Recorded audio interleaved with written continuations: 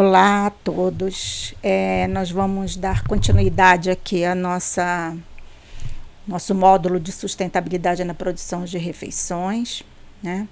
Hoje a gente vai continuar as medidas sustentáveis durante a produção de refeições, no pré-preparo, preparo e distribuição, né? Nós já vimos na aula anterior sobre recebimento, né? E armazenamento.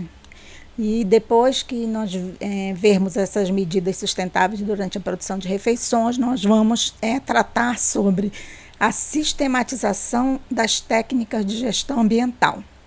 Então, aqui a gente vai tratar de algumas técnicas ou alguns métodos, né?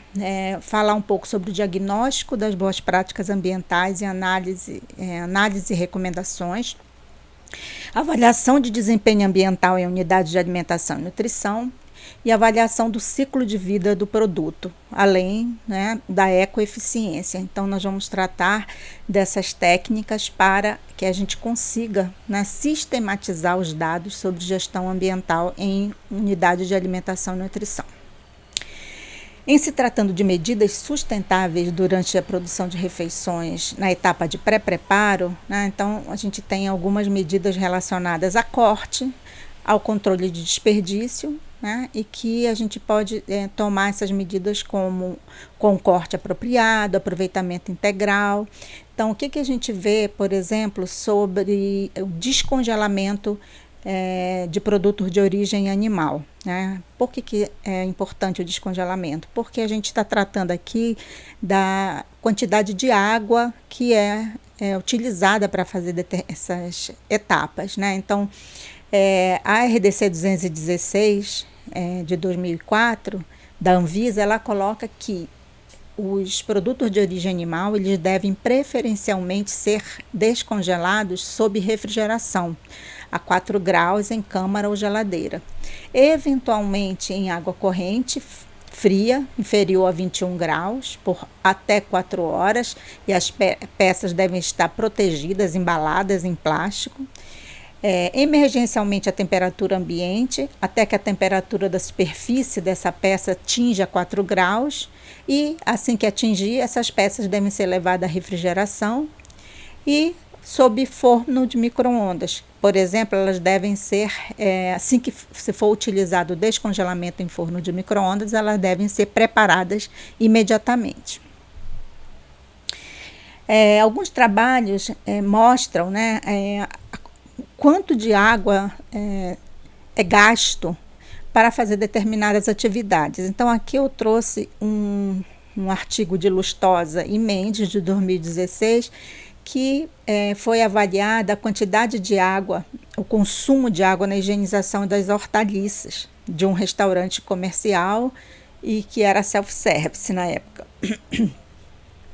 Então, ela observou que, dependendo da hortaliça, por exemplo, aqui rúcula, agrião, brócolis, espinafre, alface crespa e alface americana foi a amostra, né, utilizada, observou uma diferença entre o consumo de água, né? Então, a alface americana, o dispêndio era de 20 litros por quilo, né? E o menor foi o maior foi agrião, que foi 24 litros por quilo, e alface crespa, 27 litros por quilo, né? Foram as maiores.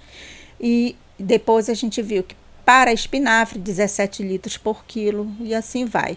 O que é importante é a gente fazer esse consumo de água na nossa unidade, né? Então, não necessariamente vai ser o mesmo gasto, o mesmo dispêndio, né, o mesmo consumo de água para todas as unidades de alimentação e nutrição. Mas é importante a gente conhecer o consumo da nossa unidade, né? Então, aqui eu trouxe o exemplo de tanques utilizados para higienização, esse aqui é do RU Central da UFRJ, e pelo volume do tanque e quantas vezes esse tanque é cheio para fazer a higienização, a gente pode observar o consumo dessa água, né? Já que a água de higienização de vegetais, ela ela vai no ralo, né? Então a gente precisa conhecer o consumo quando não tem hidrômetro individualizado.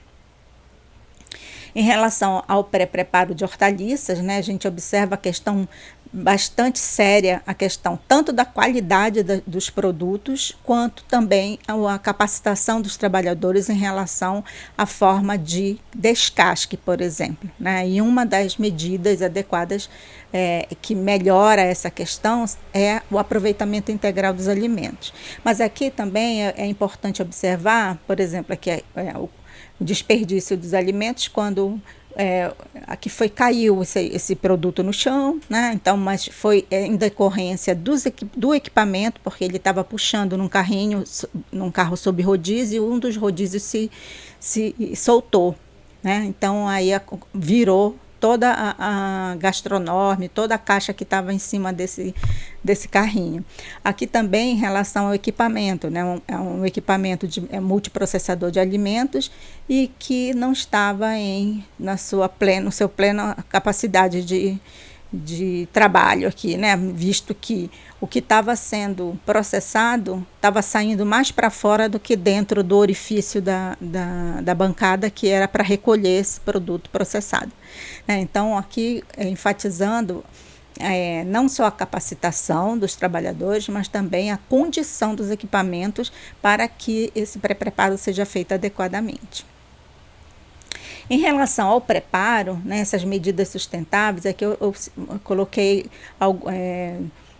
algumas coisas importantes que precisamos ver, por exemplo, as características sensoriais das preparações e a avaliação nutricional, geralmente é o que se presta atenção, né? Mas o que a gente pode observar? Que uma das medidas adequadas para que a gente consiga ter um preparo adequado e que não haja desperdício, né, e que a gente utilize melhor os nossos recursos para fazer essas preparações, é a utilização da ficha técnica de preparo, né? Então, a ficha técnica de preparo, ela é realmente um instrumento adequado, não só para a gente observar essas questões nutricionais ou sensoriais das nossas preparações, né, para que a gente consiga padronizar a forma de preparo, reduzir as nossas perdas, né, porque essa ficha ela é um retrato completo sobre as nossas preparações, né? Então, a ficha técnica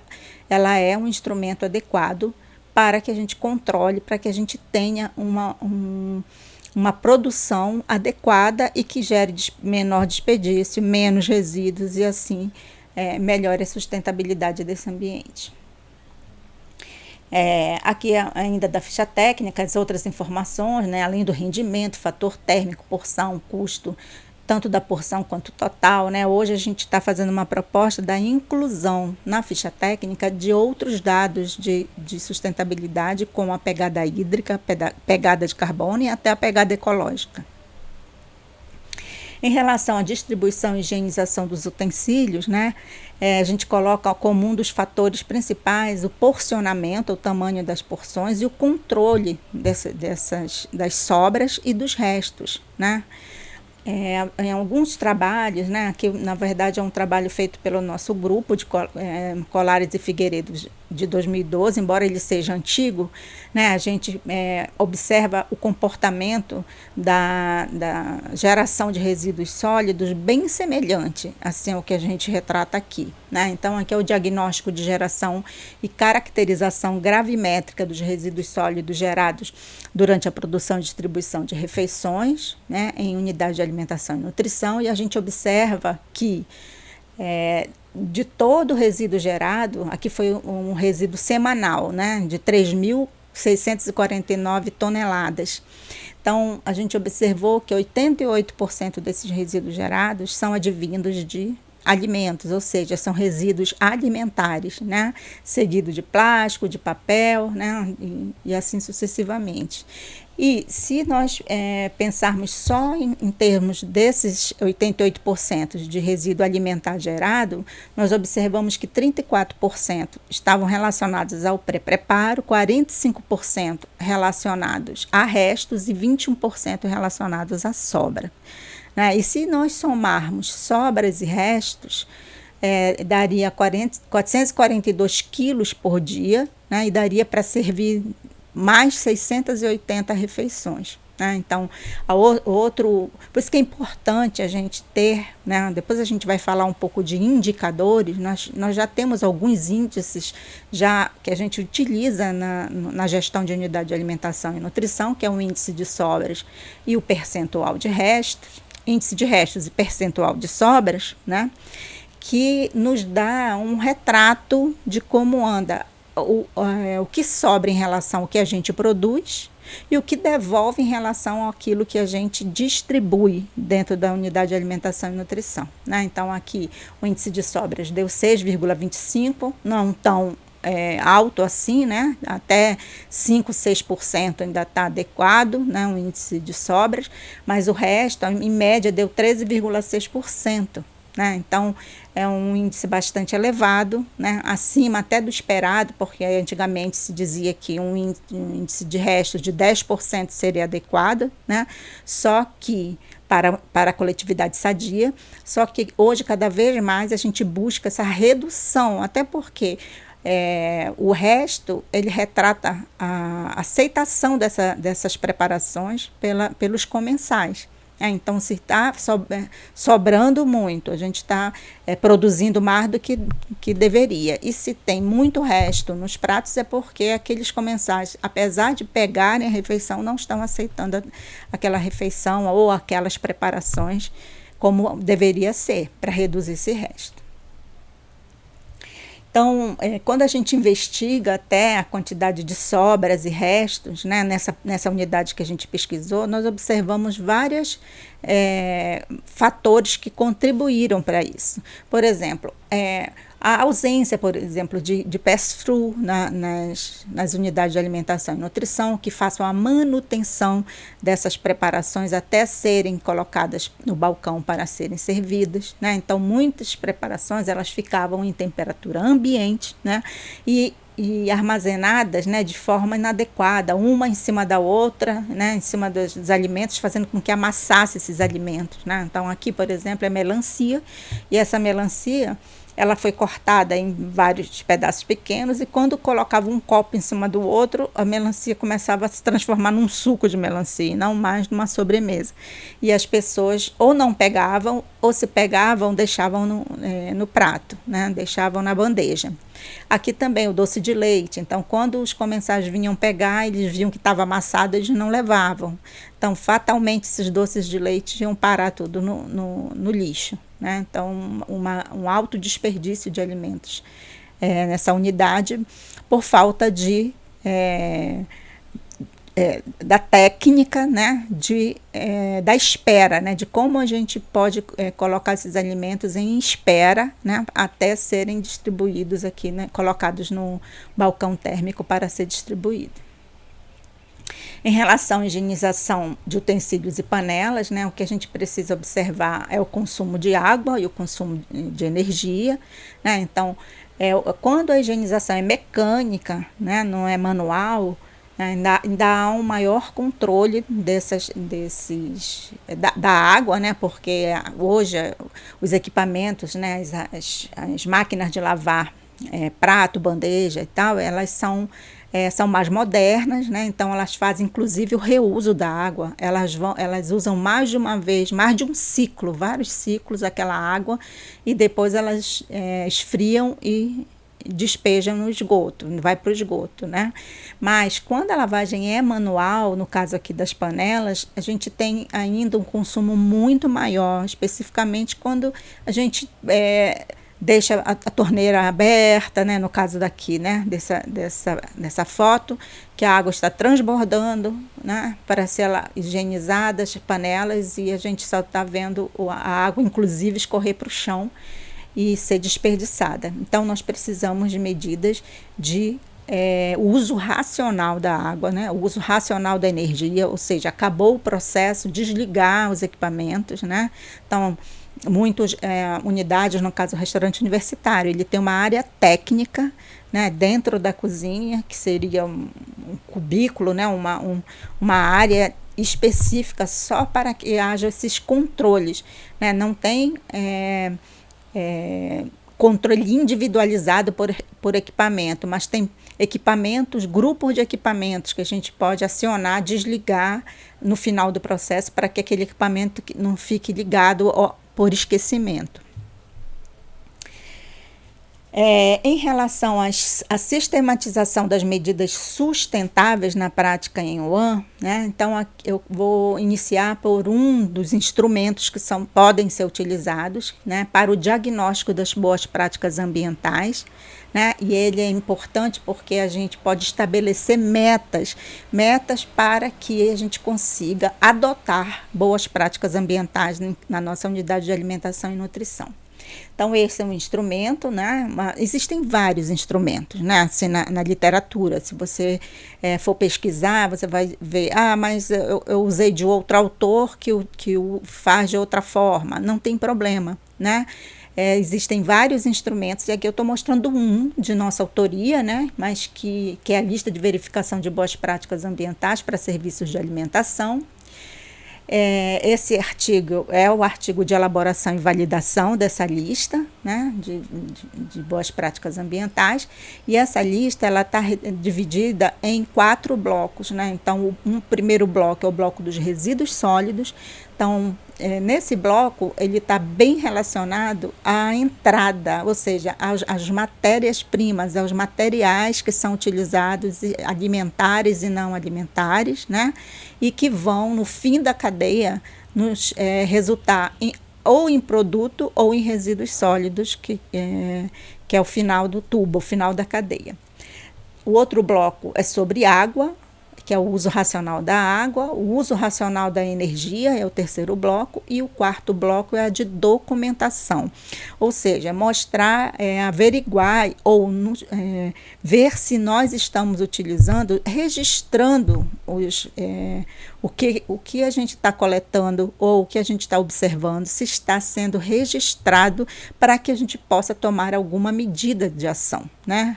Então, se a gente não registrar, nós não vamos poder analisar esses dados, né? Então, essa documentação é importante para a gente ter registrado o que a gente coleta para poder fazer uma análise, né, das boas práticas ambientais. Então, esse vocês têm acesso, né, acesso livre na internet, né? Nos resíduos sólidos, a gente vê as práticas de redução da geração. Então, essas práticas de redução nada mais são do que aquelas práticas que a gente viu anteriormente, desde o recebimento da matéria-prima até a distribuição e higienização. Então, a gente observa se tem ficha técnica, se há controle de perdas. Então, isso tudo vai fazer com que haja uma minimização da geração de resíduos e uma melhoria no processo de produção de refeições. Em relação à água, seriam as medidas relacionadas ao uso racional, né? Então, primeiro, se os trabalhadores eles são capacitados para fazer o uso racional, né? Se há atividade de educação ambiental para o uso racional, se há identificação de correção de vazamentos, porque pode ter vazamentos na rede de água, e também identificação de correção e vazamentos visíveis e invisíveis, né? Se são utilizado material de limpeza biodegradáveis, se há enxágue controlado, né? Porque já foi observado em alguns trabalhos que quando o enxágue, mesmo manual, é controlado, que a gente consiga acionar uma mangueira que não deixe a torneira aberta, há um uso melhor, né? Há um uso mais racional dessa água. E assim vai, né? Sobre medidores, se há hidrômetros individuais ou não, mas mesmo que não tenha hidrômetro individual, a gente consegue contabilizar a quantidade de água gasta durante o processo num determinado período, por exemplo, no mês, observando o hidrômetro geral, fazendo uma coleta de dados de água de 24 horas, por exemplo. Torneiras com arejadores, né?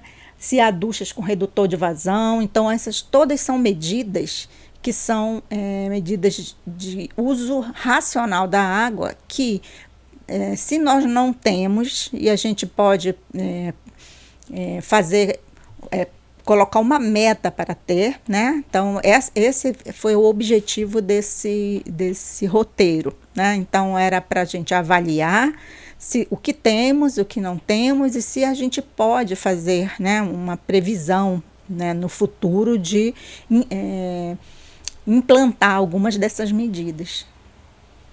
Em relação à energia também, né, a capacitação dos manipuladores, se há atividade de educação ambiental, se há manutenção dos equipamentos, né? Então, hoje a gente tem a manutenção preditiva, preventiva e corretiva, né? Então, a manutenção preventiva, ela é super importante, né? Mas ela é periódica em um determinado período. A preditiva, ela pode ajudar, né, a que a gente não chegue na manutenção corretiva, né, porque a gente está avaliando diariamente determinados equipamentos que são muito importantes para o nosso processo de refeição, né? Então, se nós temos esses dados avaliados diariamente, a gente vai ter uma melhor manutenção, tanto preventiva quanto corretiva.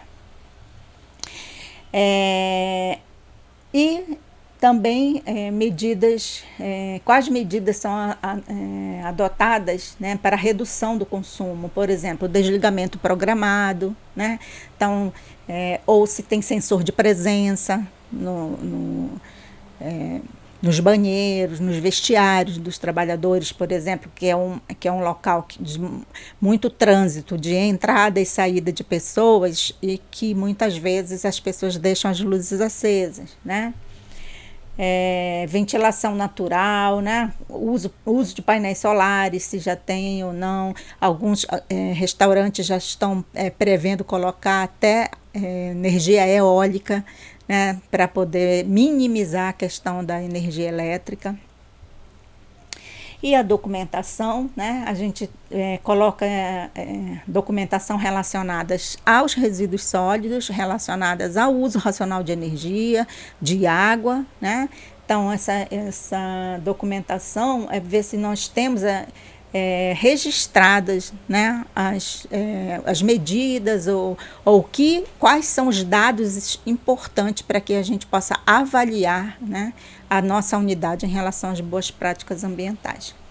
Então, eu falei para vocês que quem quiser, né, quem puder e tiver condição de fazer essa verificação na sua unidade a partir dessa lista, seria interessante para a gente discutir na nossa aula seguinte.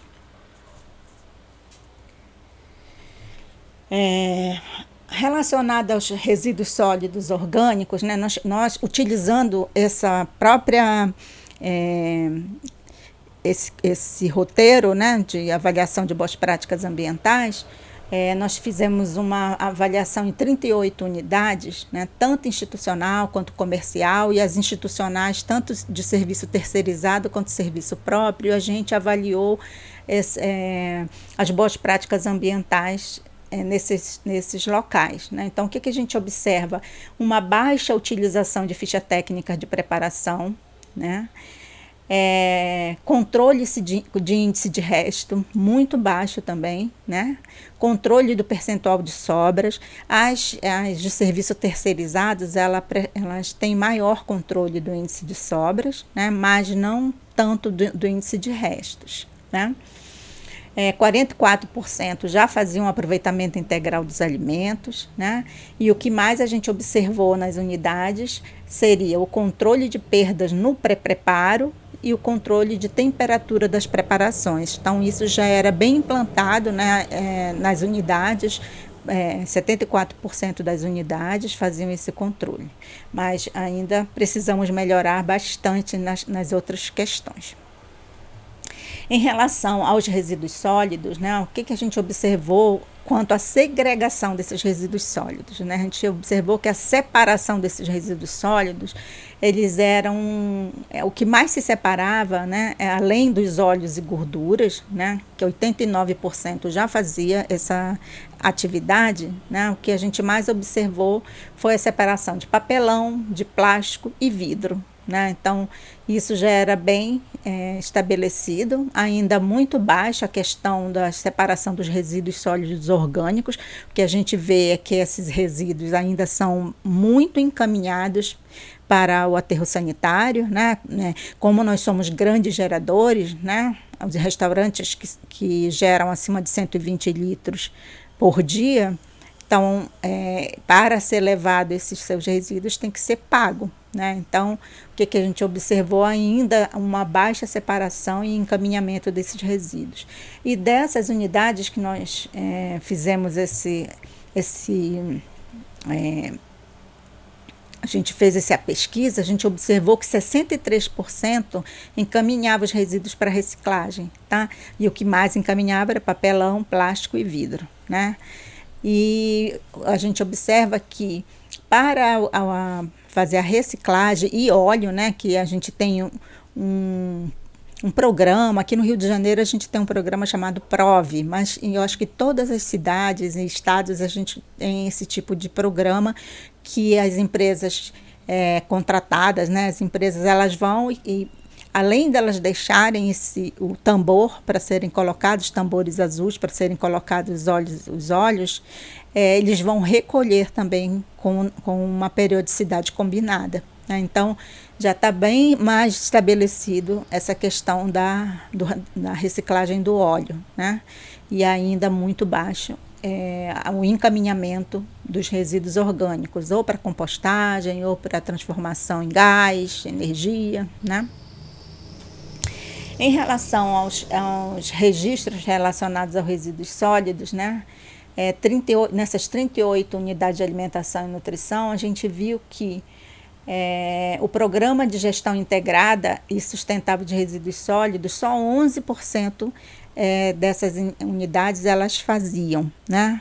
E é uma coisa que a partir desde 2010, né, que nós temos a nossa política de resíduos sólidos, na política está colocado que todas essas empresas que geram, né, resíduos sólidos especiais, resíduos sólidos extraordinários, né, que a gente chama, ou essas empresas que são grandes geradoras, elas precisam ter nas suas unidades um plano de gerenciamento de resíduos sólidos.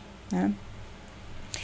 Em relação ao procedimento operacional padronizado sobre o manejo dos resíduos, 55%, né? Então, os que tiveram maior índice, né, foi o POP para manejo, né? Os registros diários de sobras, registro de doação e comercialização de resíduos e nota de serviço, que é quando é ou vendido ou doado, e um manifesto de resíduos, porque o manifesto, e isso ainda é baixo, né? Porque nós somos obrigadas a fazer isso, manifesto de resíduos, quando a gente tem esse tipo de resíduo que nós precisamos contratar uma empresa cadastrada, né? Na empresa que faz a gestão de resíduos, no nosso caso aqui a Conlurb, né? E a gente precisa fazer esse manifesto de resíduos. Que diz, tem toda uma metodologia, né, mas ali está registrado todos os dados do que geramos e para quem entregamos, né, qual é a empresa que está sendo contratada para fazer essa destinação final dos nossos resíduos.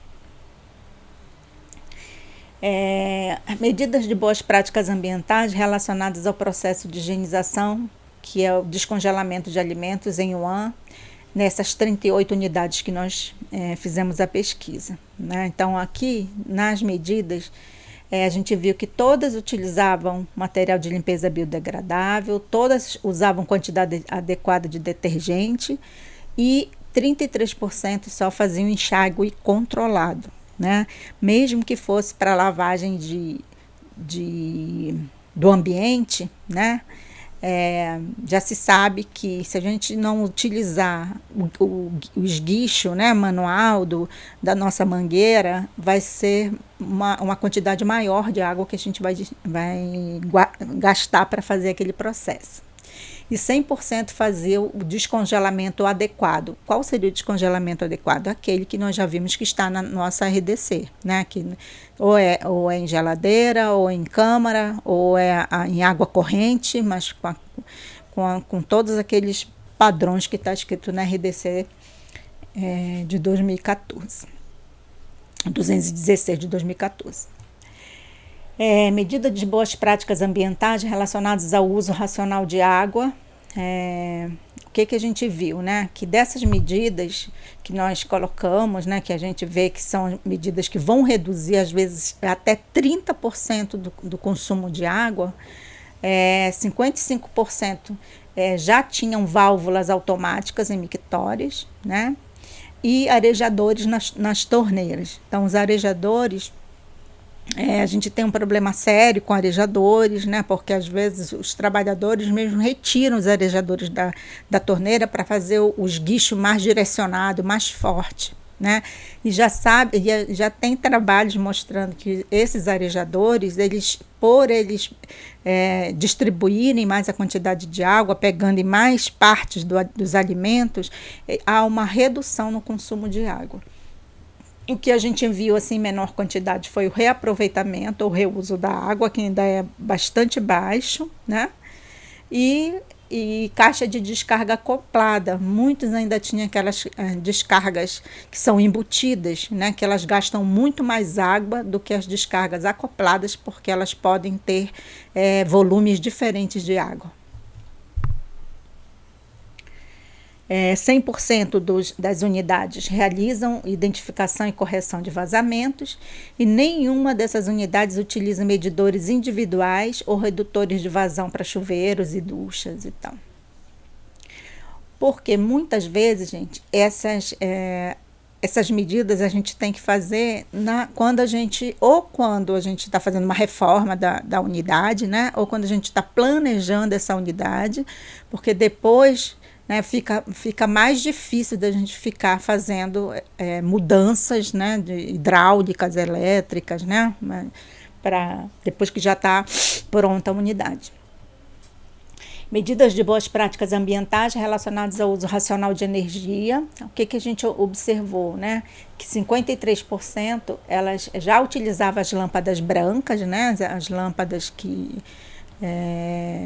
como a nossa legislação já coloca, né, em vez de incandescentes, as lâmpadas brancas.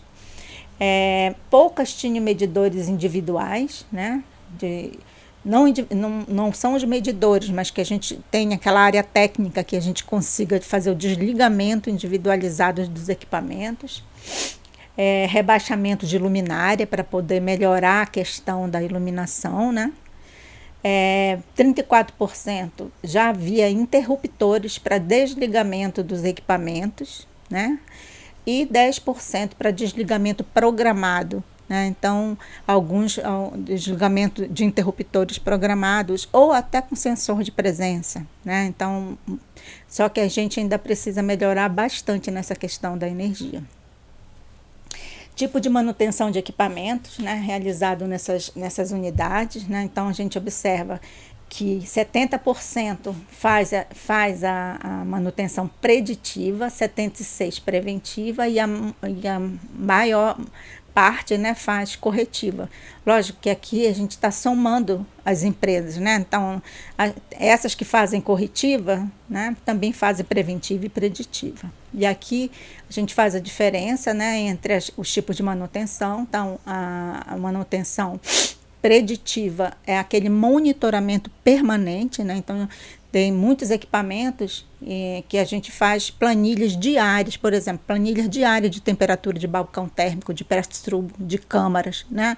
Então, esse monitoramento diário, ele vai facilitar, melhorar até a execução da nossa preventiva, porque a preventiva ela é executada a partir de um cronograma, né? Então, a gente tem cronograma semestral, às vezes anual para alguns tipos de equipamentos, varia muito em relação aos equipamentos.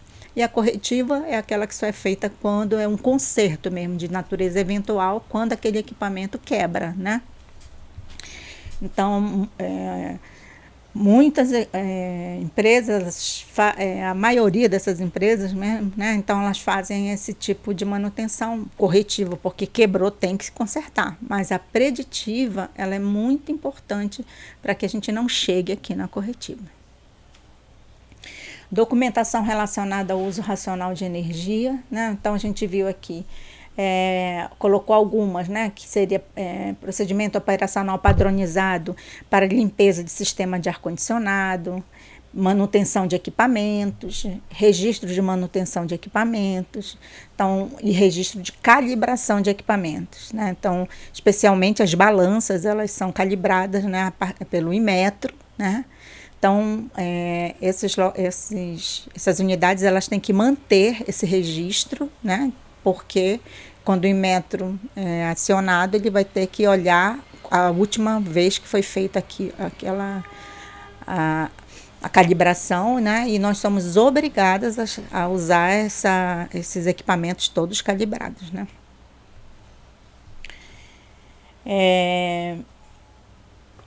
Outro método importante, né, na sistematização das medidas sustentáveis é a avaliação de desempenho ambiental, né? Então, a avaliação de desempenho ambiental, né, ela está descrita na NBR da ABNT 14031, né, cuja última versão é de janeiro de 2015, né? E ela coloca, né, essa BNT, essa norma, ela coloca que a avaliação do desempenho ambiental, ela é um processo contínuo de coleta e avaliação de dados e informações para fornecer uma avaliação atual do desempenho ambiental de determinada empresa. Essa forma, né, a BNT, ela coloca que essa avaliação ela vai seguir o modelo gerencial PDCA, né, que diz respeito a planejar, fazer, checar e agir, né, que é o nosso famoso PDCA, né. E uma das coisas muito importantes nessa avaliação de desempenho ambiental, né, é que ela vai facilitar as nossas decisões gerenciais com relação ao desempenho ambiental de qualquer organização, né. Então, ela pode ser usada por qualquer organização. E uma das coisas mais importantes aqui na avaliação de desempenho ambiental está relacionada à seleção dos indicadores. São indicadores de desempenho ambiental. Então, a partir da nossa seleção de indicadores, né, para a nossa avaliação de desempenho ambiental, a gente segue para a etapa de coleta e análise dos dados. Depois que a gente faz a coleta e análise desses dados, a gente faz a avaliação daquela informação, comparando com critérios de desempenho ambiental, né? Então, dependendo da unidade, a gente vai ter um critério de comparação.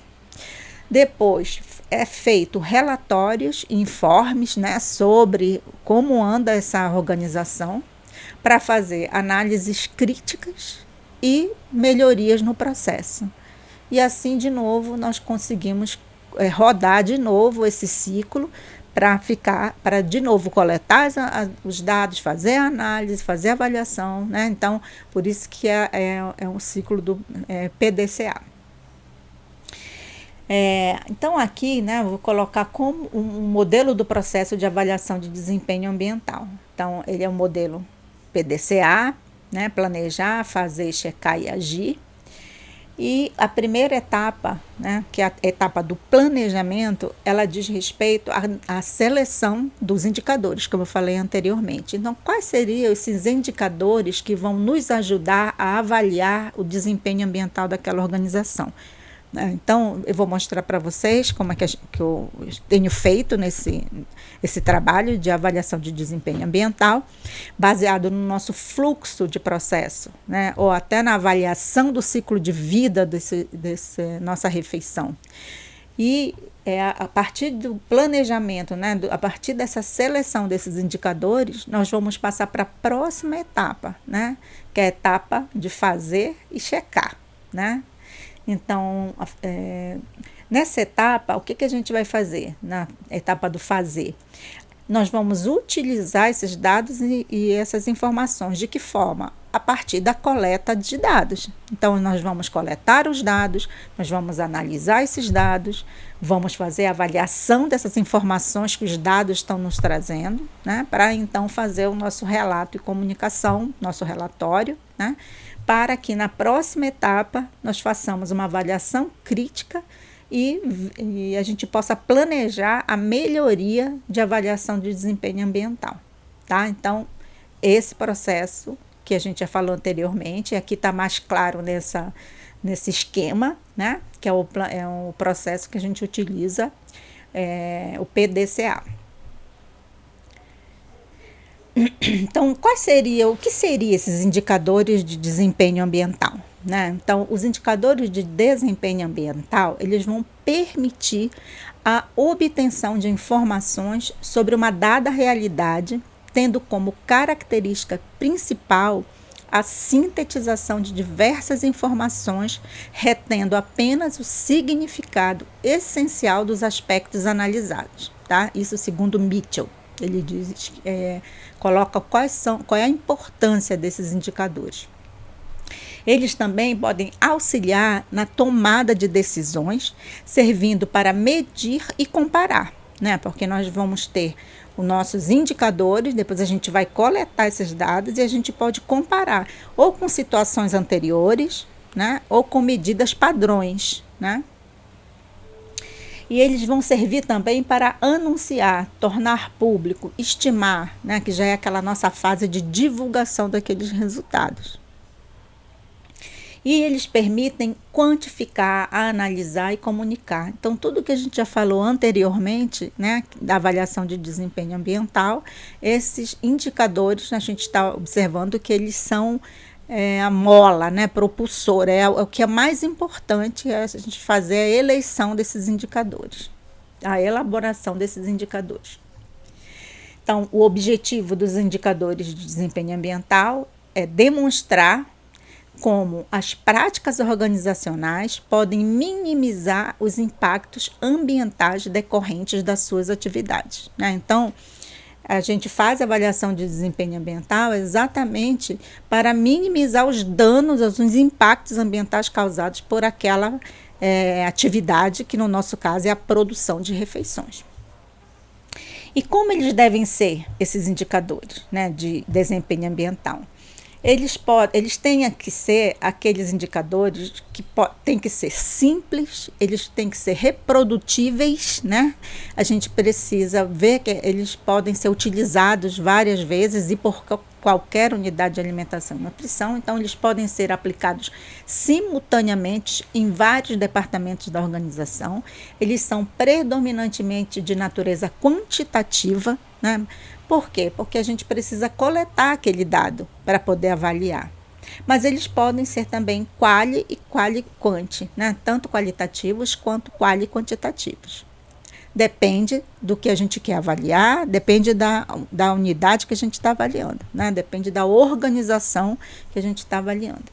E devem ser poucos, mas que retratem a realidade da organização, né? Por quê? Não adianta a gente eleger 1000 indicadores, 100 indicadores, e eles serem de difícil coleta, sabe? Eles serem de difícil análise, ele não retratar o que a unidade realmente faz. Então, eles têm que ser poucos, mas eles têm que ser específicos para aquela organização.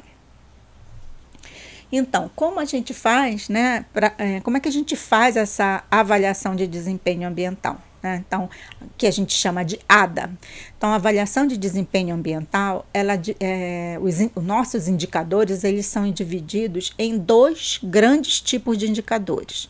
Indicadores de desempenho ambiental, propriamente dito, e indicadores de condição ambiental. Os indicadores de desempenho ambiental, eles ainda podem ser subdivididos em indicadores de desempenho gerencial e indicadores de desempenho operacional, tá? Então, quais seriam esses indicadores de desempenho gerencial? Então, ele é um indicador de desempenho ambiental, né, gerencial.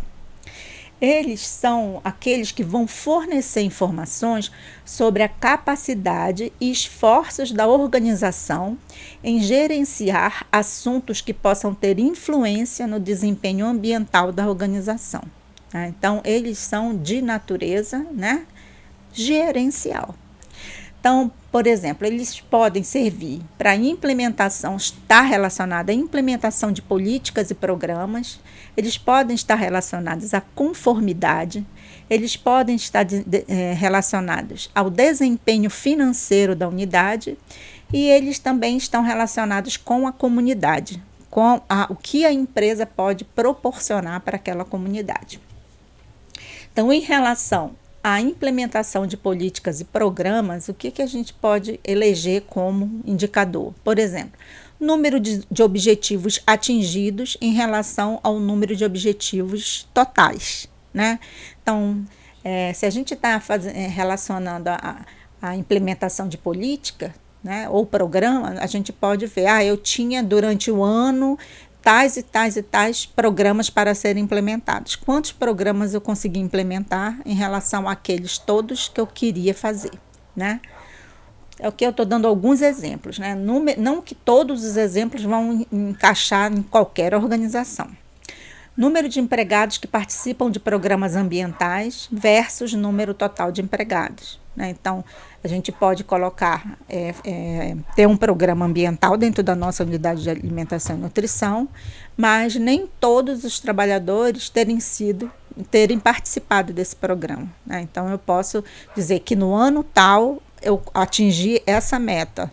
Então, está melhor que em relação ao ano anterior, então eu estou comparando com o ano anterior. Número de empregados treinados versus número de empregados que necessitam de treinamento. Nível de conhecimento obtido pelos participantes do treinamento, né, em relação ao número de treinamento dado. Número de sugestões dos empregados para melhoria ambiental, por exemplo, em relação a todas as medidas implementadas. Então, nós podemos criar diversos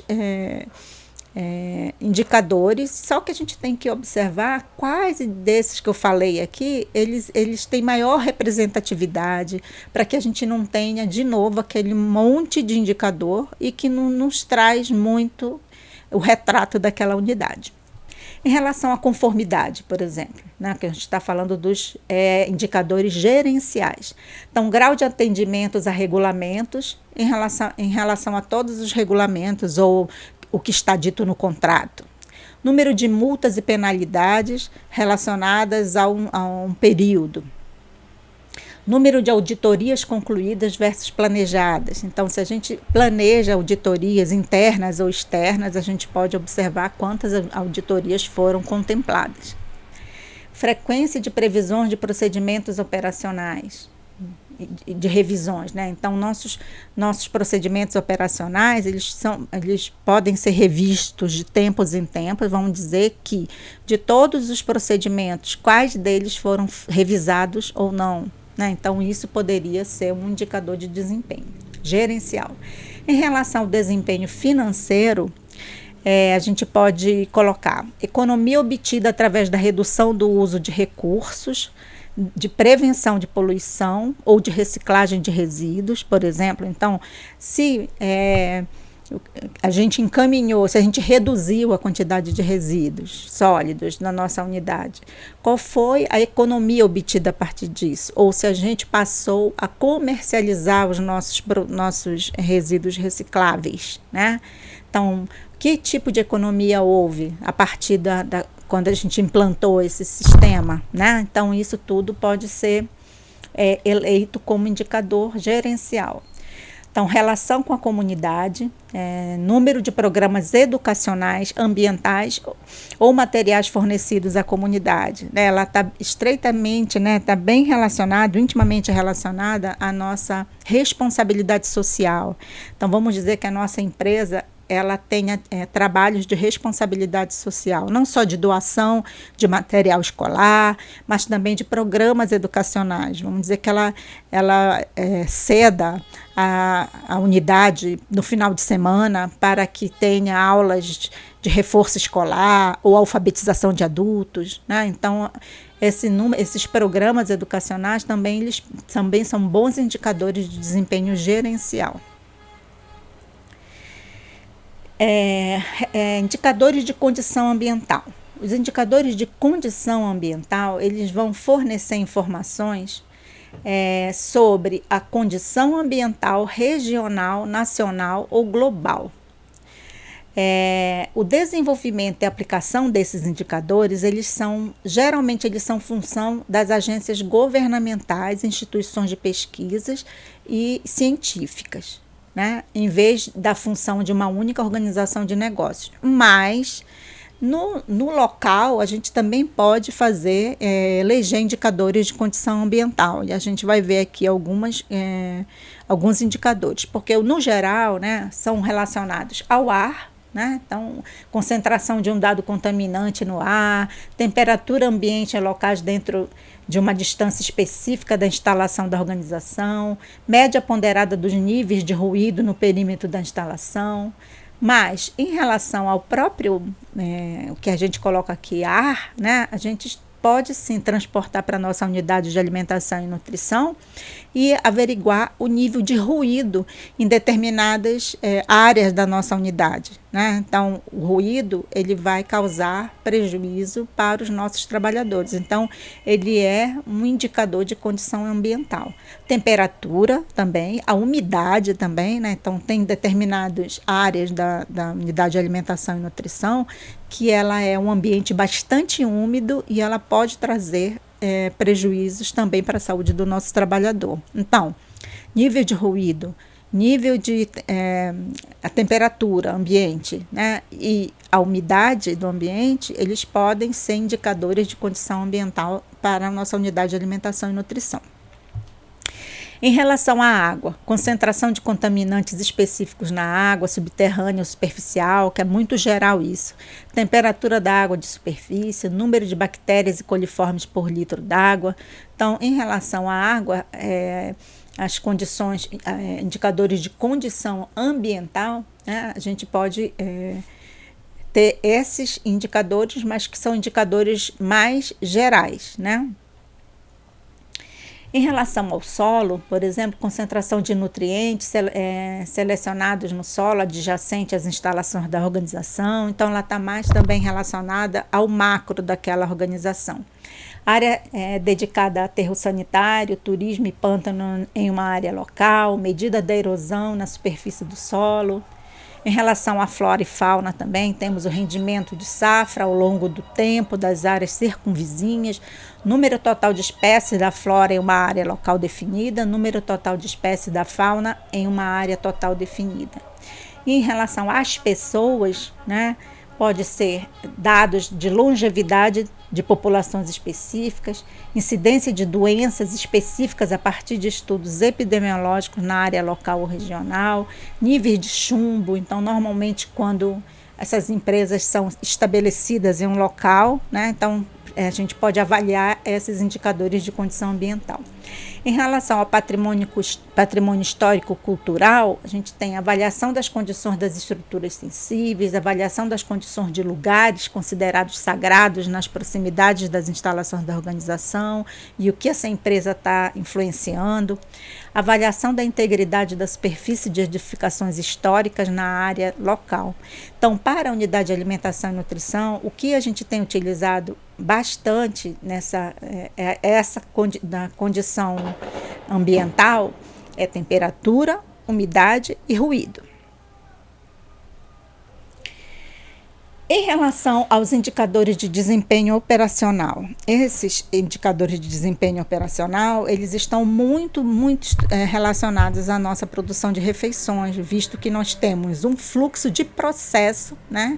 E que para cada uma dessas etapas do nosso processo, a gente pode eleger indicadores operacionais que vão nos ajudar a ver nosso desempenho ambiental dentro da nossa unidade. Mas os indicadores de desempenho operacional, eles vão fornecer informações sobre o desempenho ambiental das operações e das organizações, né? Mais relacionados especificamente às entradas, que é o fornecimento, os processos que estão relacionados às instalações físicas e equipamentos e as saídas que estão relacionadas, ou a distribuição, que estão relacionadas aos nossos produtos, aos nossos serviços, aos resíduos e às emissões que são geradas a partir do nosso processo, né? Então, a gente sempre vai ter indicadores relacionados às entradas, aos processos e às saídas, tá? Quando a gente avalia os indicadores de desempenho operacional. Então, quando a gente pensa nas entradas, o que a gente pensa no fluxo de processo da nossa refeição? Então, os materiais e os alimentos que a gente adquire, né, para fazer a transformação desses alimentos a partir dos nossos processos em refeições, né, que é a nossa saída. Então, em relação aos materiais e alimentos, por exemplo, quantidade de materiais usados por unidades de produto. Então, a gente pode ver quanto de alimento a gente necessitou para fazer a produção daquelas refeições num determinado período. Quantidade de material de limpeza utilizado por unidade de produto. Quantidade de materiais de embalagem descartado ou reutilizado por unidade de produto. Aí a gente vem com a gente pode reutilizar ou não as nossas embalagens, né? Então, eu já tinha colocado isso para vocês, mas depende muito do contrato e se aquela embalagem ela foi embalagem de alimento. Então, embalagem de alimento para guardar alimento, ou quando a gente tem algum contrato que veda isso, né? Olha, tá vetado essa utilização, né? Então, se tiver no nosso contrato, a gente não pode utilizar.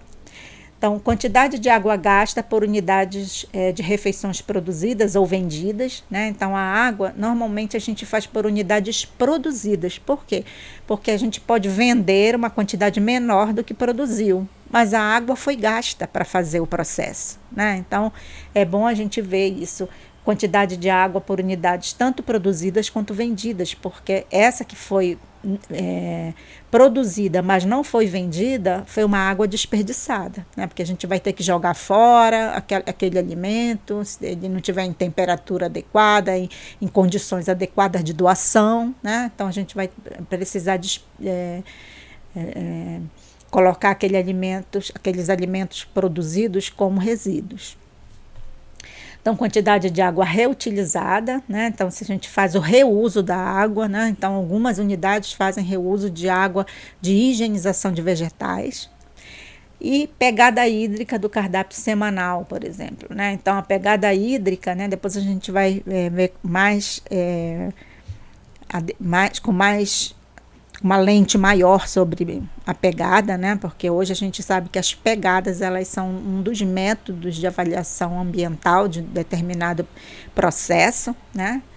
Então, se a gente tem esse dado de pegada hídrica, ela pode nos mostrar o desempenho operacional dessa nossa unidade de alimentação e nutrição.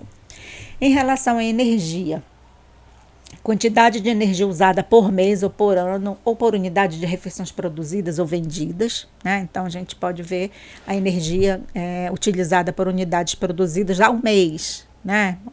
Ou quinzena, dependendo de como se essa empresa for terceirizada e de que forma ela recebe esses pagamentos. É mensal, então é interessante a gente fazer uma avaliação mensal. Energia economizada é devido a programas de conservação de energia. Então, se a gente faz a implementação de programas, a gente tem o dado antes e o dado depois.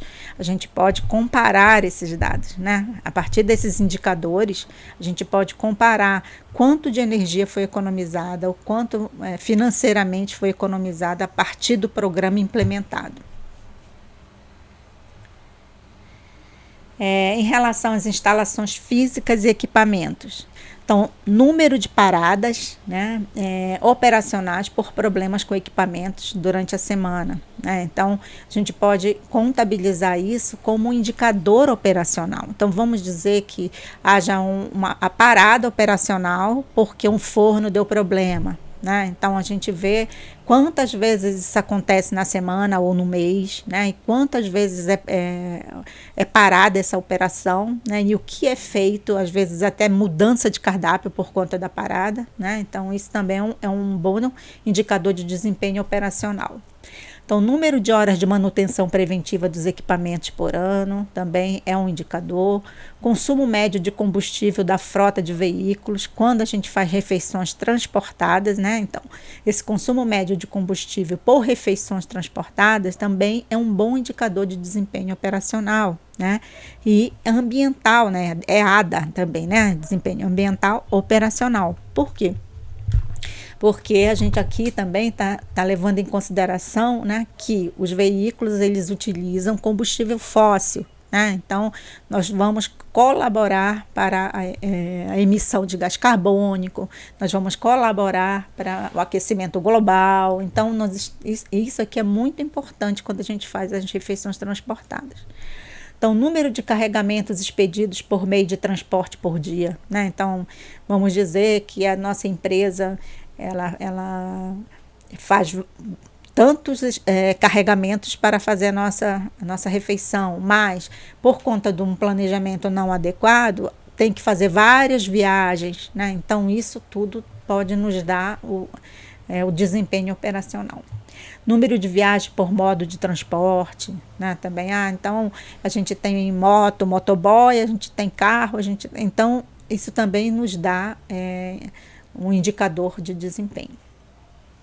Em relação ao produto, né? Então, o nosso produto são as refeições produzidas, né?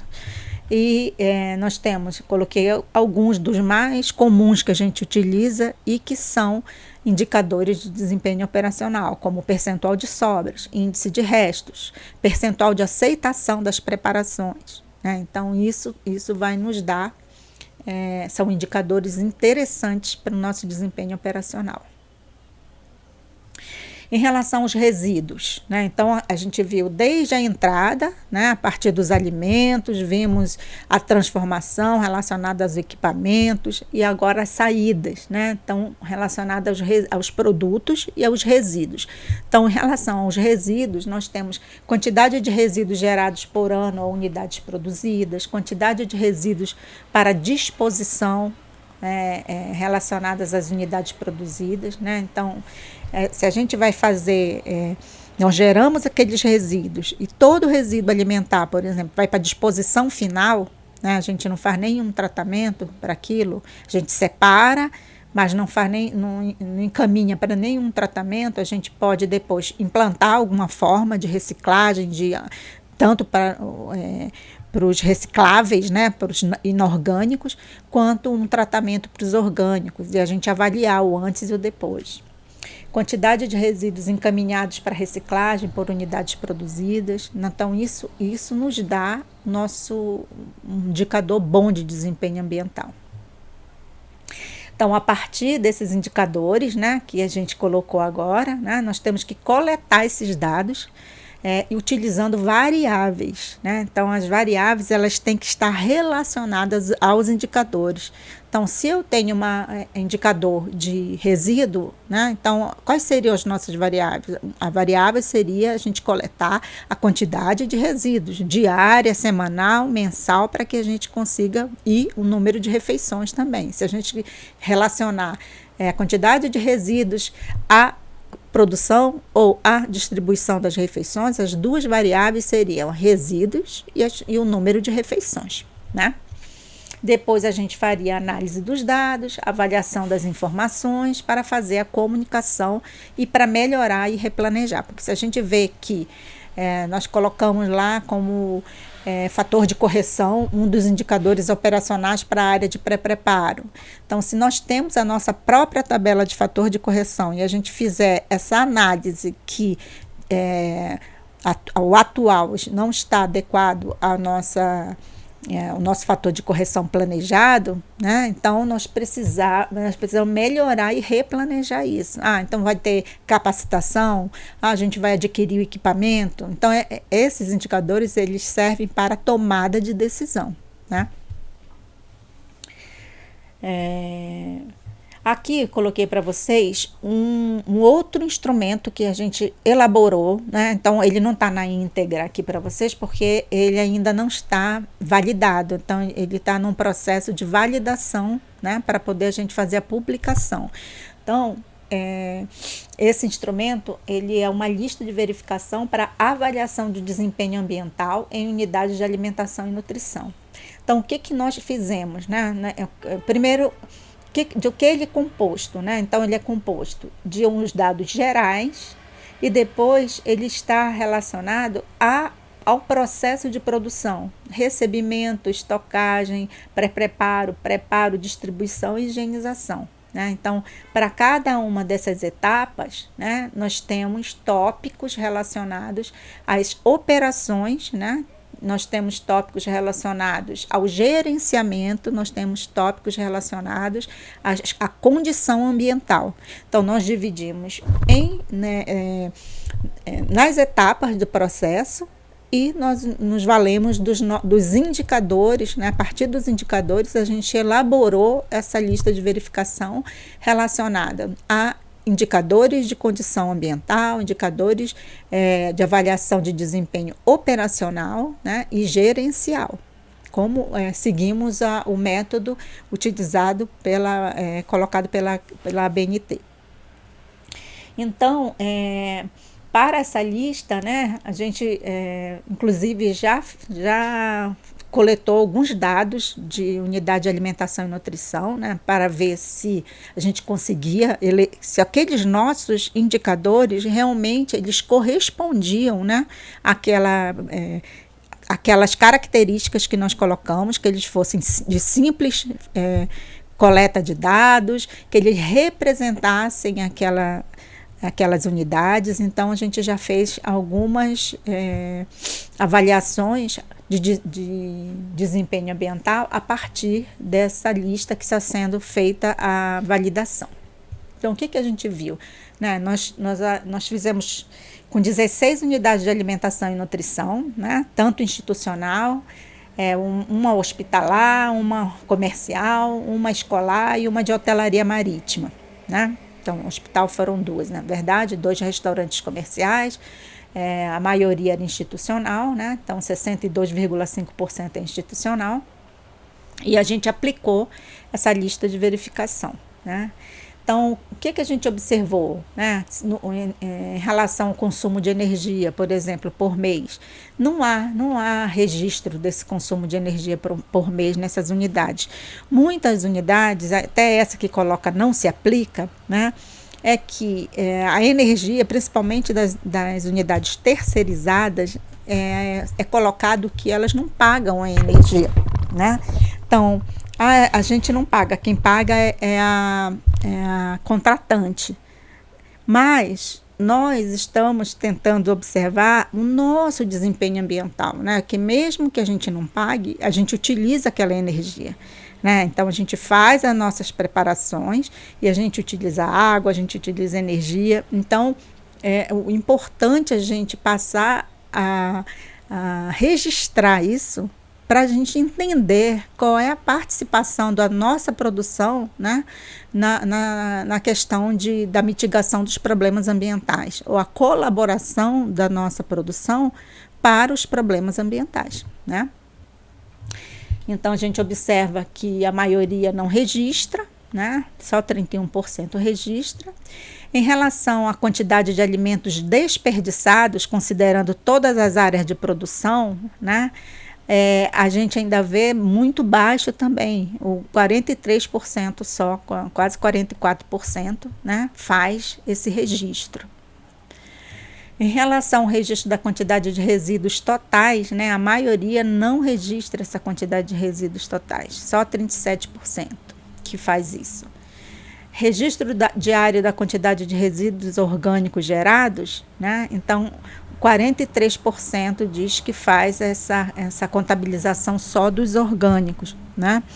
Então, o que é importante isso, né? Porque nós fizemos esse roteiro, né, esse instrumento baseado nos indicadores que foram eleitos para cada processo, da entrada, da transformação e da saída.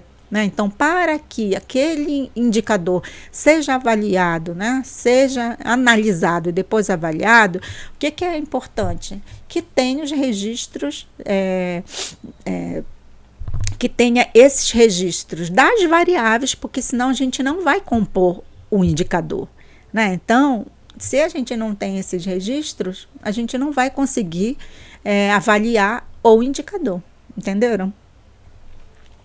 Então, os cardápios são elaborados considerando a pegada hídrica dos alimentos? 12% diz que sim, né? Que já faz essa avaliação da pegada hídrica dos alimentos. Né? Então, a gente faz uma proposta de incluir na ficha técnica dados da pegada hídrica para as preparações, não para o cardápio completo. Né? Então, como a gente tem as fichas técnicas de preparação, né, com dados sensoriais, com dados nutricionais e dados, inclusive, operacionais, né, porque a gente vai ter lá o nosso resultado, até econômico, né, porque algumas fichas já vêm até com o valor daquela preparação, né?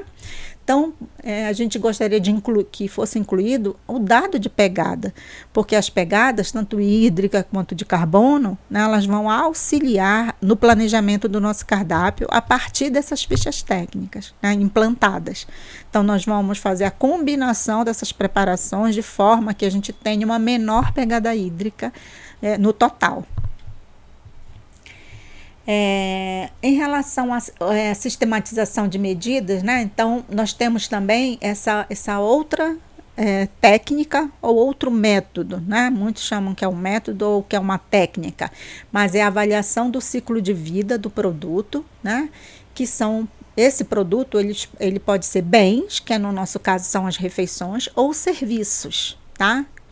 Então, nós temos também uma norma, né, a BNT ISO 14044, que a última versão de 2009, ela foi feita uma revisão em 2009, corrigida essa versão de 2009 em 2014, tá? Então, ela trata da avaliação do ciclo de vida, que nada mais é do que o estudo dos aspectos ambientais e impactos potenciais ao longo de vida de um produto, que chama do berço ao túmulo. Então, o que seria o ciclo de vida de um produto? Nada mais é do que a entrada, a transformação e a saída, entrada são as matérias-primas, os materiais, a transformação a partir dos equipamentos, do processo, e a saída, que é o nosso produto, os resíduos e as emissões. Né? Então, a fazer a avaliação desse ciclo de vida, né, o uso de recursos e liberação de poluentes para o meio ambiente, como aquisição da matéria-prima, produção, o uso, o tratamento, pós-uso, a disposição final dos rejeitos, né? Então, é o que a gente avalia durante o nosso ciclo de vida de um produto, do berço ao túmulo. Então, desde que nasce até quando a gente não precisa mais, já fez todo o processo e liberou os resíduos. Então, a avaliação do ciclo de vida de um produto, ela pode auxiliar na identificação de oportunidades para melhorar os aspectos ambientais dos produtos em vários pontos do seu ciclo de vida. Ela serve também para tomada de decisões, igual a avaliação de desempenho ambiental. Né? A gente está mostrando algumas técnicas que a gente pode usar ou combinadas ou separadas. Tá? Então, ela também vai nos ajudar na tomada de decisão, por exemplo, no planejamento estratégico ou para a gente planejar ou definir prioridades, projeto ou reprojeto de produtos ou processos, tá? Então, essa avaliação do ciclo de vida nos auxilia também na seleção dos indicadores. Então, viu que na avaliação de desempenho ambiental, importantíssimo é um indicador, né? Só que a avaliação do ciclo de vida, ela nos auxilia na elaboração de indicadores. Por exemplo, quando nós fizemos aquela lista de verificação a partir dos indicadores, eu utilizei essas técnicas combinadas. Então, eu utilizei o ciclo de vida para eu me concentrar no processo de preparo, né, no processo de refeições, né, no processo produtivo de refeições, e a partir das entradas, da transformação e da saída, ou a partir das próprias etapas do ciclo de vida do produto, que é a nossa refeição, nós chegamos na seleção dos indicadores pertinentes ao desempenho ambiental, né? Incluindo também as técnicas de medição. Então, se eu coloquei aqui o indicador de resíduos sólidos, né? A quantidade de resíduos sólidos gerados por refeição, unidades produzidas ou unidades distribuídas e tudo mais, a gente tem que prever como a gente medir, ou seja, exatamente como a gente vai utilizar as variáveis, como a gente vai coletar dados para que a gente possa fazer análise. Então, eu tenho que ter o peso dos meus resíduos gerados em todas as fases do processo de produção de refeições, né? E eu tenho que ter a minha quantidade de refeição produzida e a quantidade de refeição distribuída. Serve também a avaliação do ciclo de vida no marketing, por exemplo, quando a empresa precisa de uma declaração ambiental, um programa de rotulagem ambiental, uma declaração ambiental do produto. Então, essa avaliação do ciclo de vida, ela vai auxiliar também a fornecer, né, ajudar a fornecer essas declarações ambientais. Então, o ciclo de vida nada mais é do que estágios sucessivos e encadeados de um sistema de produto, desde a aquisição da matéria-prima ou geração de recursos naturais até a disposição final, né? Então, a avaliação do ciclo de vida, ela visa fazer a compilação e a avaliação das entradas, das saídas e dos impactos ambientais potenciais de um sistema de produto ao longo do seu ciclo de vida. Então, qual é o ciclo de vida da nossa refeição?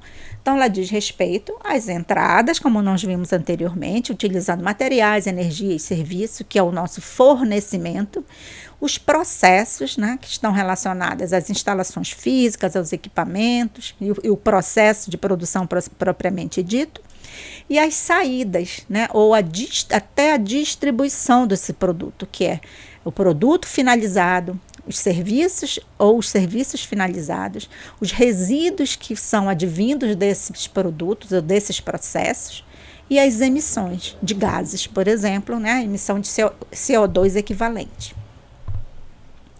Então, aqui nós temos um esquema, né, das fases de uma avaliação do ciclo de vida. Então, assim como nós temos aquele esquema para avaliação de desempenho ambiental, né, que é indicador, eleição de indicadores, que é a partir do ciclo PDCA, nós temos também um esquema para as fases da avaliação do ciclo de vida, né? Então, qual seriam essas fases, né, de uma avaliação do ciclo de vida? Então, ela vem, estrutura de avaliação do ciclo de vida, ela inicia com a definição do objetivo e escopo, ou seja, qual é o objetivo que nós estamos fazendo, para o qual estamos fazendo essa avaliação, né? Então, a nossa avaliação, ela está relacionada ao desempenho ambiental, né? Então, esse é o nosso objetivo. Depois, ela passa por a fase que é a de análise de inventário, e depois ela faz uma avaliação de impacto. Então, a análise de inventário também está relacionada os dados que serão coletados a partir dessa definição de objetivos, né? E Depois que a gente faz essa análise e a avaliação do impacto, porque nós vamos dizer que na fase de planejamento a gente precisa utilizar a pegada hídrica das preparações. Então, eu faço a coleta de dados, faço a avaliação desse dado que a gente obteve a partir da análise, né, a partir da análise de pegada hídrica, para depois eu fazer uma interpretação desses dados, né, e as aplicações diretas. Quais seriam essas aplicações? Tanto para o desenvolvimento de melhora do produto, quanto para o planejamento estratégico. Então, eu posso observar que a partir daquelas pegadas eu tenho que fazer uma composição de cardápio diferente, né? Pegando alimentos, ou até chegar à conclusão que eu estou sobrecarregando aquela unidade a partir da quantidade de produtos de origem animal, por exemplo, né? Então, eu posso rever a frequência de produtos de origem animal para o prato proteico. Sei lá, a gente pode fazer várias avaliações, várias aplicações a partir dessa interpretação que a gente obteve, né? Iniciando com a definição do objeto ou do escopo, tá? Então, elaboração de políticas públicas pode servir para marketing, para outras aplicações, dependendo do que é o nosso objetivo, tá? Agora, uma coisa importante colocar que essas formas ou essas técnicas que a gente está colocando aqui para vocês, elas podem ser uma é mais apropriada do que outra, dependendo do que a gente quer como objetivo, né? Por exemplo, a gente coloca que a avaliação, os autores põem isso, que a avaliação do ciclo de vida, ele não enfoca aspectos econômicos ou sociais de um produto, né? Então, nós temos outra técnica que vai fazer isso, né?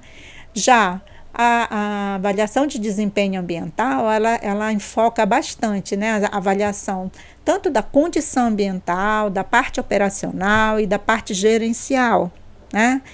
E eu vou depois mostrar outra técnica para vocês que a gente já inclui os aspectos econômicos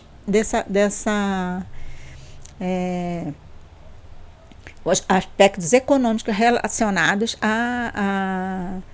ao desempenho ambiental da empresa. Então, uma das críticas que são feitas a essa análise é que ela não enfoca aspectos econômicos ou sociais do produto, tá? Já a ADA enfoca social e depois a gente vai ver que a ecoeficiência enfoca o econômico, tá? Então, aqui é só um exemplo de um trabalho que nós fizemos, fazendo a avaliação do ciclo de vida das refeições, né? Então, aqui tem a referência para vocês e eu já coloquei disponível esse capítulo para vocês, tá? Então, aqui, definição do objetivo. Nós queríamos avaliar o impacto ambiental durante a produção de refeições. Então, análise de inventário. Entrada, né? A gente avaliou a partir da pegada hídrica, das preparações do cardápio. O processo, a gente avaliou a partir do desperdício de alimentos, utilizando tanto o fator de correção, quanto o índice de restos e o percentual de sobras. A saída, a gente observou a quantidade de resíduos sólidos gerados e daí, com esses dados coletados, a gente fez a avaliação do impacto e fez a interpretação dessa avaliação. Tá? Então, o que a gente observou, né? Que olhando aqui o ciclo de vida ou o fluxo de processo de produção de refeições, a gente observou que em relação à questão higiênico-sanitária, nós já temos bastante referências para que a gente faça uma produção, né, que esteja adequada às condições, às melhores condições higiênico-sanitárias. E também nós temos alguns indicadores que já nos auxiliam no controle de processo, né? E esses mesmos indicadores que nos auxiliam na questão, né, da avaliação de processo produtivo, como fator de correção, índice de restos e percentual de sobras, esses mesmos indicadores eles podem nos auxiliar também na avaliação de desempenho ambiental. Né? Então, fizemos uma proposta de, a partir desse fluxo de processo, a gente ter indicadores de higiênico-sanitário, indicadores de processo produtivo e indicadores de desempenho ambiental, ou no caso foi de sustentabilidade que a gente colocou. E aqui eu dei um exemplo em relação aos resíduos gerados. Então, a gente pode incluir a avaliação de resíduos desde o início da cadeia, né? Desde o recebimento desse material até a destinação final. Né? Então, a gente observa que na destinação final a gente só vai destinar deveria só destinar os rejeitos. Né? Então, a partir de quando já fosse esgotada todas as possibilidades de tratamento, reciclagem, e aí a gente ia dispor só os rejeitos, tá? Então, esse aqui é uma forma de fazer a avaliação a partir do ciclo de vida da refeição.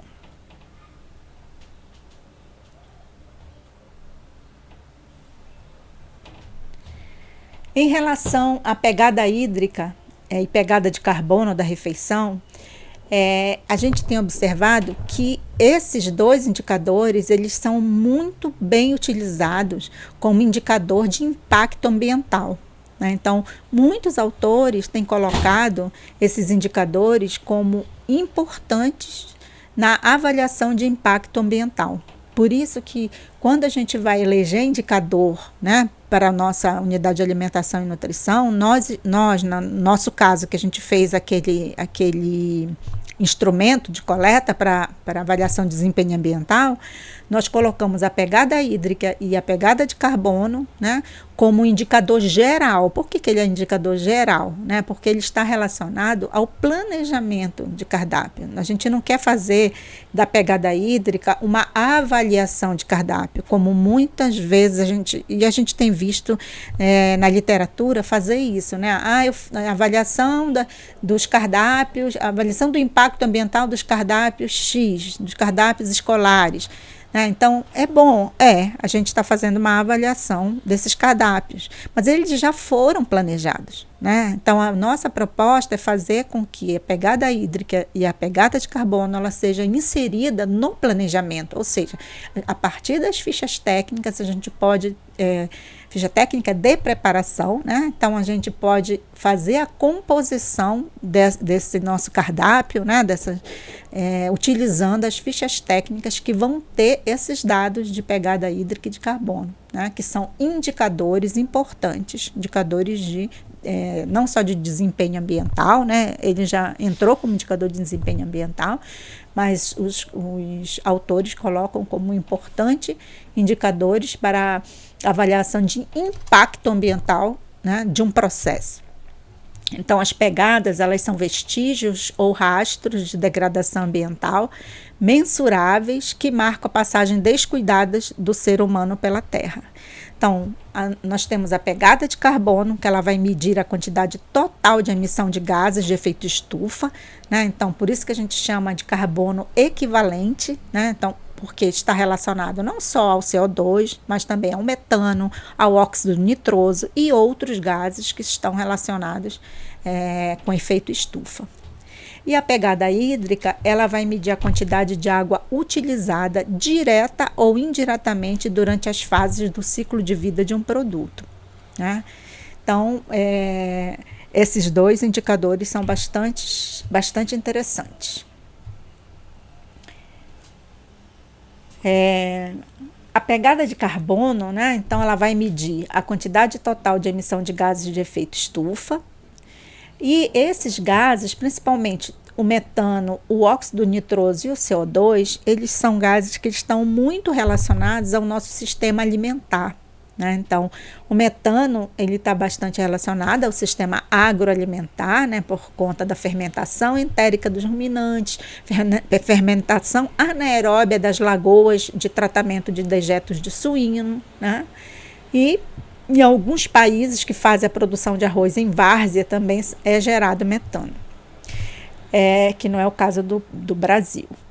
O óxido nitroso ele está bastante presente nos fertilizantes utilizados, né, nas plantações, e o CO2 ele está bastante relacionado ao desmatamento e queima de combustível fóssil. Então, por isso que é importante, tanto para nossas refeições transportadas, para o que a gente utiliza, tanto quanto para o que a gente adquire, né, por conta do desmatamento para a plantação de monocultura, né, para alimentação bovina. Então, está bastante relacionada a isso. A pegada hídrica ela vai medir a quantidade de água utilizada direta ou indiretamente durante as fases do ciclo de vida de um produto, né? Então, ela está distribuída em água azul, água verde e água cinza, né? Então, a água azul é aquela água superficial ou subterrânea, evaporada, e a água incorporada ao produto e devolvida ao mar ou lançada em outra bacia depois que é utilizada. A água verde é a água de chuva evaporada ou incorporada em produto durante a produção, né? E a água cinza é aquela água que é necessária para diluir a nossa poluição gerada a partir de um processo, durante o processo produtivo, tá?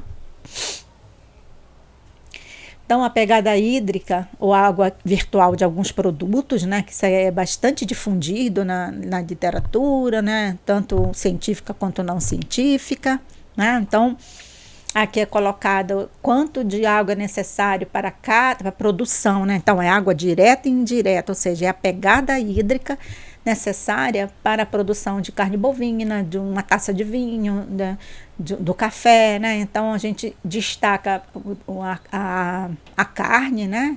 Que ela tem uma pegada bastante alta, né? Então, vai de 16 mil a 18 mil litros por quilo de carne, né? Dependendo da forma como essa carne ela é, tanto como esses animais são criados e como é abatido, né? Então, pode variar de 16 a 18 mil litros. Por isso que é bastante importante, hoje tem bastante recomendações de redução desse consumo, né? Não da extinção, mas redução do consumo. Aqui eu coloquei a tabela, né? Nós sabemos que nós temos já uma tabela, antigamente a gente não tinha uma tabela em português, né? A gente usava uma tabela que é em inglês, do autor chamado Hoekstra, e hoje nós temos uma tabela já em português, né, publicada pela USP, né, por uma pesquisadora da USP, que ela coloca, né, uma tabela de pegada de carbono, pegada hídrica, pegada de carbono equivalente e pegada ecológica para cada 100 gramas de alimento e preparações culinárias consumidas no Brasil. Então, é bastante interessante esse trabalho e a gente já tem utilizado essa tabela para fazer os nossos cálculos. Então, aqui eu vou colocar para vocês o resultado de um trabalho, né, sobre consumo direto e indireto de água na produção de refeições do restaurante universitário da Universidade Federal do Rio de Janeiro. Então, o objetivo do trabalho, né? Então, aqui são os alunos que participaram, né? E o objetivo do trabalho foi avaliar o consumo direto e indireto de água envolvido na produção de refeições em larga escala, né? Então, nós utilizamos o restaurante universitário como unidade de análise. Como método, nós vimos o consumo direto de água a partir do registro do consumo de 24 horas, a partir da leitura do hidrômetro, bem como o número de carros-pipa adquiridos, né? Então, era uma época que estava faltando muita água na Ilha do Fundão, né? Por conta de problemas lá da própria SEDAI, né? De fornecimento de água. E essa unidade, ela utilizava muito, trazia carros-pipa, né? Solicitava carros-pipa e pagava esses carros-pipa para poder complementar a quantidade de água necessária para lavagem do chão, lavagem de panelas e tudo mais. Pelo o consumo indireto, a gente fez o cálculo da pegada hídrica total dos alimentos constante da lista de ingredientes das preparações dos cardápios oferecidos durante 8 dias. Então, a gente, como não tinha na ficha técnica esse dado, né? A gente pegou a lista, né, a ficha, o registro da emissão do estoque para a cozinha, dos alimentos, de tudo que era enviado para a cozinha para fazer a produção daquele cardápio. Então, a gente via no final da tarde, né, tudo que tinha sido enviado, o que tinha devolvido, o que tinha pego a mais, para poder a gente ter uma lista real dos alimentos que foram utilizados, os ingredientes que foram utilizados para aquela produção. Fizemos também a consulta do mapa de produção de refeições, né, para a gente ver o registro do número de refeições, do quantitativo de preparações planejadas. Então, foi planejada tantos, foram vendidas tantos e quantas refeições foram servidas, tá? Então, a gente observou tudo isso. Então, o que a gente viu, né? Nós vimos que se a gente fizesse o consumo de água direta, né, a partir da quantidade de água, do consumo de água por número de refeições, a gente viu que dava 17 litros. Então, na literatura, a gente vê que vai de 20, né, a 30 litros de água por refeição, né? Só que o cardápio, ele tem uma influência muito grande sobre isso, né? Dependendo do cardápio, a gente vai utilizar mais ou menos água. Então, nós resolvemos fazer a quantidade de água por quilo de refeição produzida, né?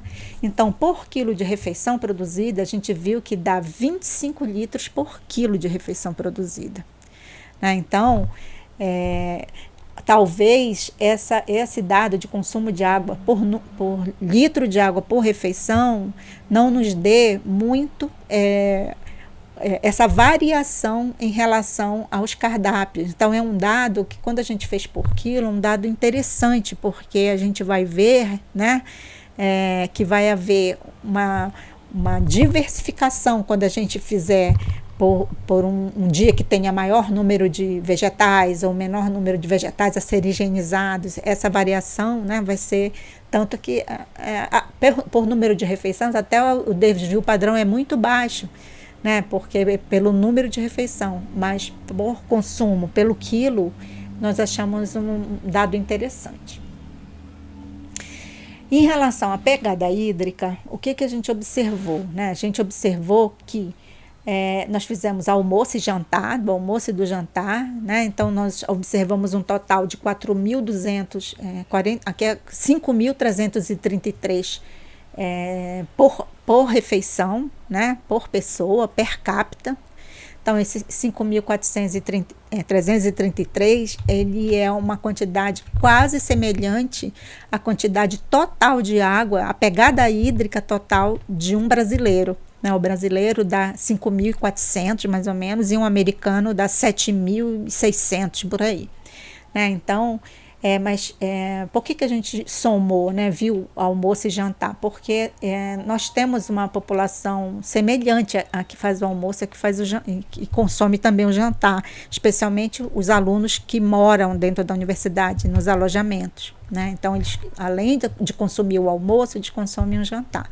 Se a gente observar só o almoço, né, a gente vê que dá em torno de 2.200, né, 2.200 litros de água por refeição. Em relação à saída, né, em relação à geração de resíduos sólidos, né, nós fizemos um trabalho para a gente determinar as quantidades e tipos de resíduos gerados por um restaurante universitário para auxiliar, que era esse o objetivo, a implementar um plano de gerenciamento de resíduos sólidos, né? Então, esse era o objetivo, a gente ver como se comportava, fazer o diagnóstico desses resíduos, né? E para a gente implantar esse plano de gerenciamento. Então, como método, nós usamos a pesagem direta dos resíduos gerados nas etapas do processo produtivo de refeições durante 21 dias consecutivos. E fizemos, a partir da observação sistemática, observar as práticas de gerenciamento de resíduos já adotadas e outras oportunidades de redução de geração de resíduos nas instalações. Então, a gente já observou, vendo se eles já faziam algum tipo de prática, né? Então, o que a gente observou, né, nesse trabalho, né? Nós vimos quais eram as origens, né, a origem de cada tipo de resíduo. Então, caixa de papelão, onde era gerado, né? Então, era embalagens primárias, né, de todo o material que era recebido lá. O plástico também, né? Então, o plástico, de onde era gerado o plástico, a embalagem longa-vida, o metal, o orgânico. Então, o orgânico, a gente viu tanto dos alimentos não processados, né, na hora do pré-preparo, quanto os processados sobre resto, e alguns resíduos não recicláveis, né? Então, a gente separou isso, né, para a gente observar e fazer essa proposta. Então, o que a gente observou, né, que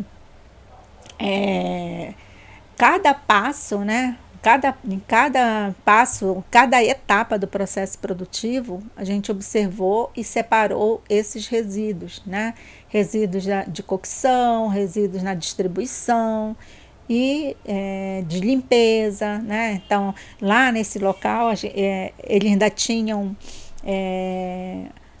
o aquecimento da água ainda era por caldeira, então tinha muito resíduo também de madeira, porque eles utilizavam para alimentar aquela caldeira, né? E depois foi tudo transformado. Mas a gente fez essa avaliação e deu, nesses dias, né, 6.553 quilos de resíduos, né?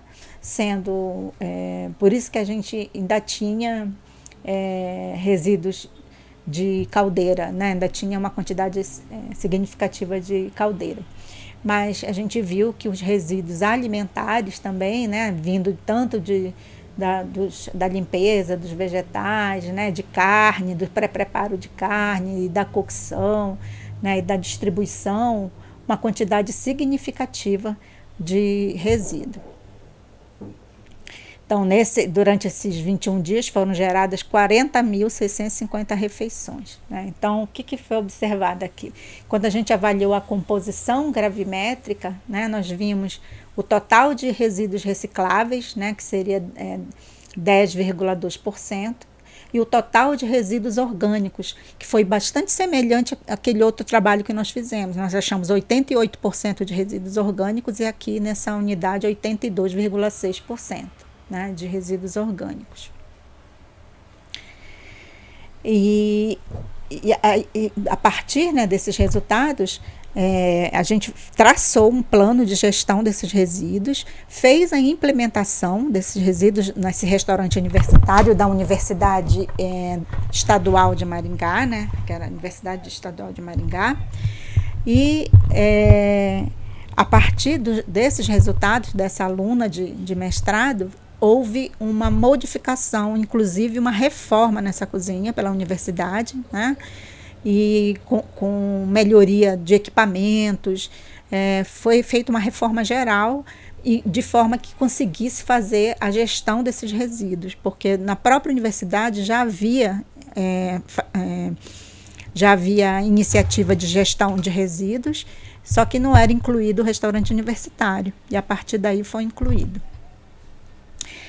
E para a gente finalizar essa etapa aqui, eu só coloquei como uma lembrança, né, da dieta de saúde planetária, que como é importante a gente observar nos nossos cardápios, né, fazer uma avaliação crítica dos nossos cardápios, que cada vez mais, né, os documentos têm mostrado, né, a importância, né, da dieta de saúde planetária, ou seja, aquela que tem baseada mais em alimentos de origem vegetal do que de origem animal, né? Depois, quando a gente der falar sobre a ecoeficiência, a gente vai retornar aqui nessa questão, né? Mas Hoje já se sabe, né, que os benefícios para a saúde dessa dieta que é mais rica em vegetal, né, a questão da prevenção, né, de mortes, os benefícios para o planeta, né, que é a mitigação de problemas ambientais, especialmente aqueles que têm relação com a dieta mesmo, né, com o que a gente está adquirindo para fazer aquela refeição. E essa dieta de saúde planetária, né, ela é colocada como aquela que vai ser limitada em produtos de origem animal, né, opcionalmente utilizar, né, outros tipos de alimento animal, como ovos, frango, né, leite, peixe, mas que ela seja da ênfase aos produtos de origem vegetal, né? Tanto os folhosos como os vegetais B, as frutas, os leguminosas, né? E as castanhas, né? E a outra questão que tá bem colocada é sobre a sindemia global, né? Que seria a sinergia entre pandemias como obesidade, né? Desnutrição e mudanças climáticas. Então, cada vez mais essa questão está no centro do debate, né?